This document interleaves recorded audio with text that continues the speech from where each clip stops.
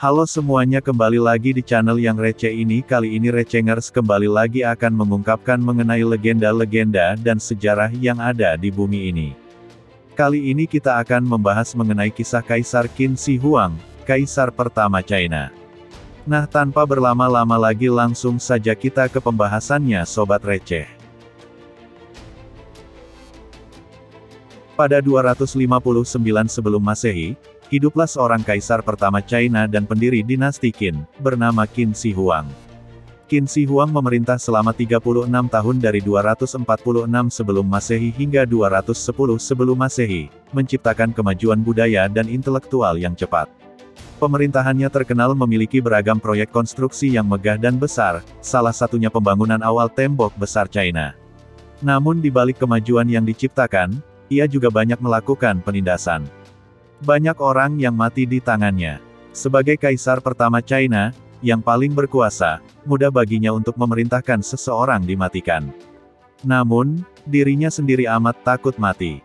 Saat memasuki usia parubaya, kaisar pertama semakin takut mati. Dia menjadi terobsesi untuk menemukan obat mujarab kehidupan, yang akan memungkinkan dia untuk hidup selamanya. Ia mengeluarkan perintah eksekutif untuk mencari ramuan hidup abadi dari banyak sumber. Perintah kaisar itu disiarkan hingga perbatasan dan pelosok-pelosok desa. Peristiwa itu tercatat dalam sejarah dengan ditemukannya 36.000 manuskrip dari bambu yang berisi kaligrafi kuno yang 48 diantaranya terkait perintah pencarian ramuan hidup abadi Kaisar Qin Shi Huang. Dibutuhkan administrasi yang sangat efisien dan kekuatan eksekutif yang sangat kuat untuk mengeluarkan dekrit pemerintah di zaman kuno, ketika fasilitas transportasi dan komunikasi belum berkembang, kata Zhang Chunlong, peneliti di Institut Arkeologi Hunan.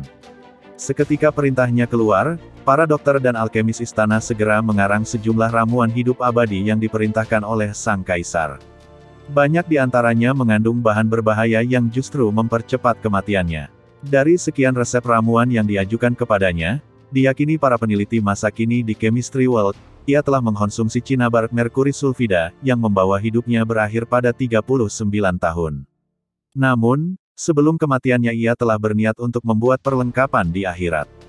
Untuk berjaga jika ramuan itu tidak berfungsi, pada 215 sebelum Masehi, Kaisar Qin Shi Huang memerintahkan pembangunan makam raksasa untuk dirinya sendiri. Makam yang sangat luas disertai 8.000 tentara keramik dan kuda yang dikenal sebagai tentara terakota, aliran sungai Merkuri, hingga jebakan senjata untuk menggagalkan para penjara. Makam itu sekaligus replika duniawi sang kaisar.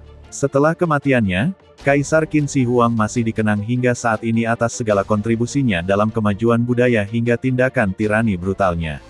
Sejarah mencatatnya sebagai salah satu penguasa terpenting dari zaman China kuno, yang hidupnya diwarnai intrik politik.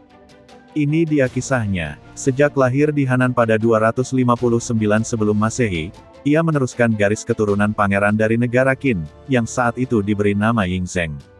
Yingzheng naik tahta menjadi raja setelah kematian ayahnya, pada 246 sebelum Masehi saat usianya 13 tahun. Saat mulai menjabat menjadi raja, ia mengganti namanya menjadi Qin Shi Huang. Ia mengangkat Lu Buwei menjadi perdana menterinya. Rumornya, Lu Buwei ini adalah ayah biologisnya. Lu Buwei adalah saudagar kaya yang berteman dengan sang pangeran. Dia ini memiliki istri cantik jelita bernama Zhao Ji. Ketika Zhao Ji baru saja hamil, Lu Buwei mengatur siasat untuk mempertemukan istrinya dengan pangeran hingga menjalin hubungan dan melahirkan anak, Yingzheng. Sang pangeran percaya bahwa anak itu adalah putranya hingga menyerahkan garis keturunan kerajaannya. Selama 8 tahun awal pemerintahan Qin Shi Huang, Lu Buwei bertindak sebagai walinya. Di masa-masa itu adalah periode tersulit bagi penguasa manapun di China, karena negara masih terpecah menjadi 7 negara bagian yang saling bertikai, atau dikenal dengan zaman negara-negara berperang. Ketujuh negara yang berperang itu, Qin sekarang sebagian wilayah Shaanxi. Chu, sekarang wilayah Hunan, Hubei. Han, sekarang sebagian wilayah Shanxi. Qi, sekarang wilayah Shandong. Zhao, sekarang wilayah Hebei, Mongolia Dalam dan Shanxi. Wei, sekarang wilayah Henan, dan Yan, sekarang wilayah Hebei. Masing-masing menyatakan diri mereka sebagai raja saat pemerintahan dinasti Zhou runtuh, 770–256 sebelum Masehi. Qin Shi Huang juga berkali-kali menjadi target untuk dijatuhkan, termasuk oleh Lu Buwei. Pada 240 sebelum Masehi, dalam upaya untuk menggulingkan Qin Shi Huang, ia memperkenalkan ibu raja, Zhao Ji, kepada Lao Ai, seorang pria yang terkenal karena penis besarnya. Hubungan ibu raja itu dengan Lao Ai menghasilkan 2 putra. Setelah itu, Lao dan Lu Buwei segera melancarkan kudeta pada 238 sebelum Masehi. Lao mengumpulkan pasukan, dibantu oleh Raja Wei. Mereka mencoba merebut kendali saat Qin Shi Huang sedang bepergian. Raja muda itu menindak keras pemberontakan dan menang. Lao dieksekusi dengan mengikat lengan, kaki, dan lehernya ke kuda, yang kemudian dipacu untuk berlari ke arah yang berlawanan. Seluruh keluarganya juga dibunuh, termasuk 2 saudara tiri raja dan semua kerabat lainnya hingga derajat ketiga paman, bibi, sepupu.